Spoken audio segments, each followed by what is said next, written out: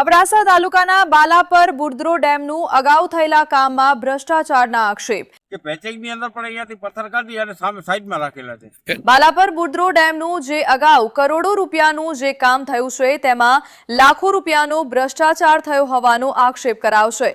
ગામના સરપંચ પ્રતિનિધિ સોકતભાઈ પાયર તેમજ માજી ઉપસરપંચ ભૂપતસિંહ જાડેજા દ્વારા આક્ષેપ કરવામાં આવ્યા છે। પેચિંગનું કોઈ જાતનું કામ થયેલું નથી અને પેચિંગ જે હતી જૂની એ પણ કાઢી અને બહાર રાખેલી છે કે સરકારી અધિકારી અને કોન્ટ્રાક્ટરના મિલી ભગતના કારણે ડેમનું પેચિંગનું કામ થયું જ નથી। અગાઉ ઓગનનું કામ થયું હોવાનું જણાવાયું છે, પરંતુ ભ્રષ્ટાચારના કારણે સામાન્ય વરસાદમાં ડેમના ઓગન પાછળ ભોર થઈ ગયું છે। જેસીબીથી રસણી કરી અને પાડની અંદર કેટલું નુકસાન છે તમે જોઈ શકો છો કે છેરાની અંદરથી પાણી કેટલું જાય છે।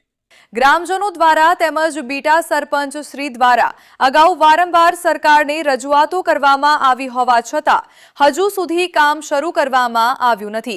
તાત્કાલિક ધોરણે કામ શરૂ કરવામાં આવે તેવી માંગ સરપંચ શ્રી જૈનાબાઈ જાકબ પાયર તેમજ માજી ઉપસરપંચ શ્રી ભૂપતસિંહ જાડેજા દ્વારા કરવામાં આવી છે।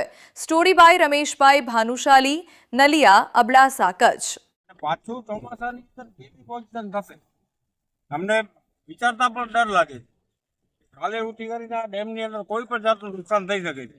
સામે તમે પેચિંગનું કામ પણ કોઈ જાતની જાણ નથી કરતા, પોતાની રીતે કામ ચાલુ કરે છે અને પોતાની રીતે બંધ કરી નાખે।